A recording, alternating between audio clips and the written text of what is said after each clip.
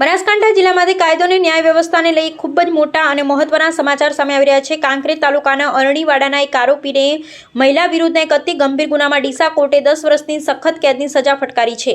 પોલીસની સચોટ તપાસ અને કોર્ટના કડક વલણથી ગુનેગારોમાં ફફડાટ વ્યાપી ગયો છે। આવો જાણીએ સમગ્ર અહેવાલ વિગતવાર। દર્શક મિત્રો, સમગ્ર ઘટનાની વાત કરીએ તો વર્ષ 2020 બાદ સિહોરી પોલીસ સ્ટેશનમાં એક ગંભીર ગુનો દાખલ કરવામાં આવ્યો હતો।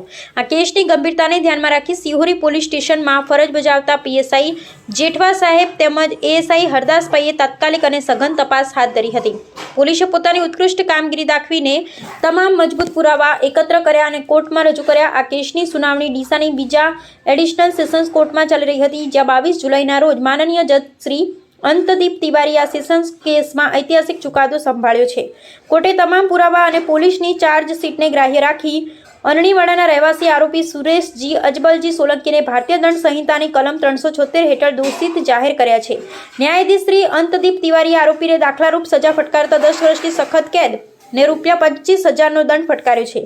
જો આરોપી આ દંડની રકમ ન ભરે તો તેને વધુ 3 મહિનાની કેદ ભોગવવી પડશે। આ ઉપરાંત ભોગ બનનારને ધાકધમકી આપવા બદલ આઈપીસી કલમ 506(2) હેઠળ પણ આરોપીને વધુ 1 વર્ષની સખત કેદ અને ₹1000નો દંડ ફટકારવામાં આવ્યો છે। સિહોરી પોલીસની નિષ્પક્ષ તપાસ અને ડીસા સેશન્સ કોર્ટના આ કડક ચુકાદાએ સમાજમાં એક સ્પષ્ટ સંદેશ આપ્યો છે કે મહિલાઓ વિરુદ્ધના ગુનામાં કાયદા પોતાનું કામ સખ્તાઈથી કરે છે અને ગુનેગાર ગમે તેટલા ચાલાક હોય તે કાયદાના હાથમાંથી બચી શકતા નથી। અહેવાલ જયંતિભાઈ ઠક્કર।